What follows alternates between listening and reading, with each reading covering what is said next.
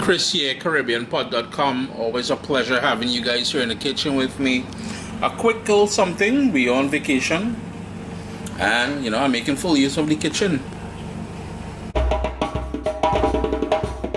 In the pot here, coming up to a boil, covered in water, coming up to a boil.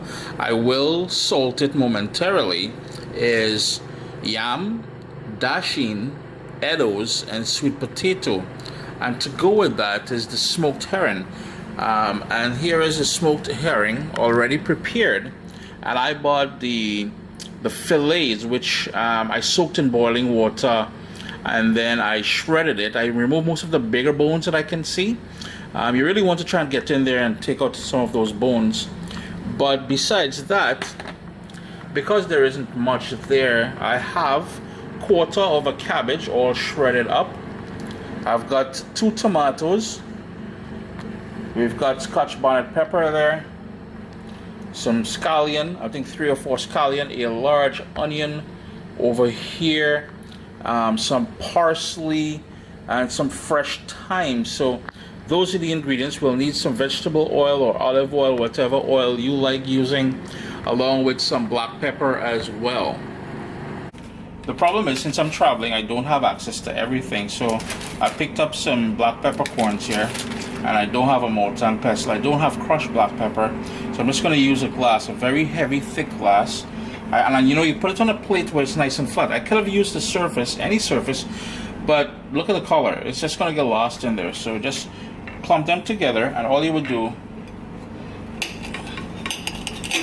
is press down and crush them.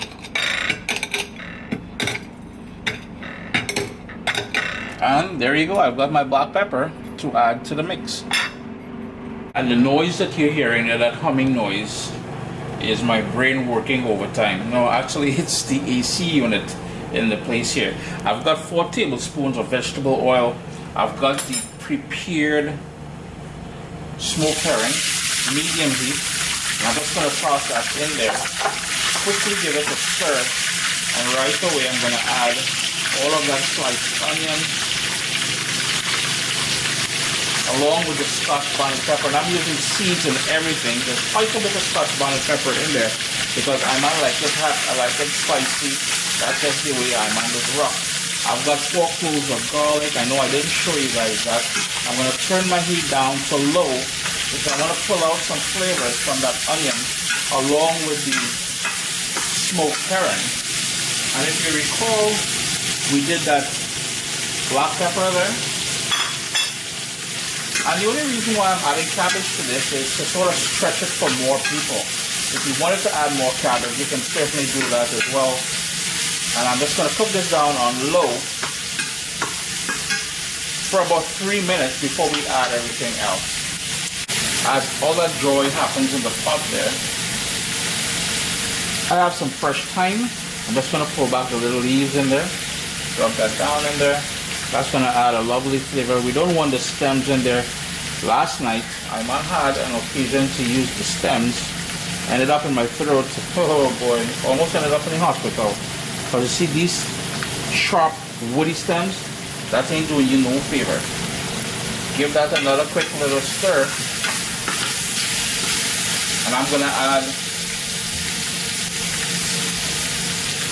the tomato, the parsley, and all of that nice scallion in there. Aha!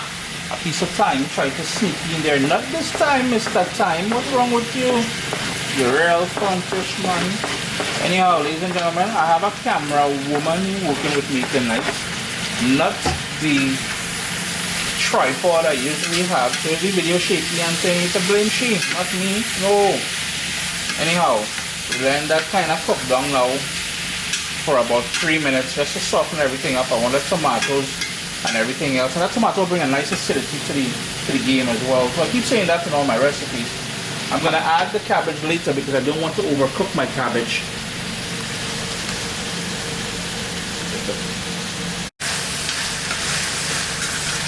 It's been 4 minutes since I added the tomato. What I'm going to do is go in with all of that shredded cabbage in there, like so.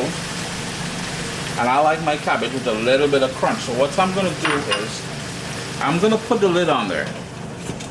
And I'm gonna turn off the heat and let the residual heat cook that, warm it through kind of thing. This is an electric stovetop, so the residual heat, not only in the pot but the burner itself, it's quite strong. So it's gonna take about 4 or 5 minutes with that lid covered there to do its thing. 6 minutes later, I removed the lid, and notice all that steam in there that cooked down the cabbage. I gave it a good mix. Here's where you'll taste it for salt and, you know, adjust it.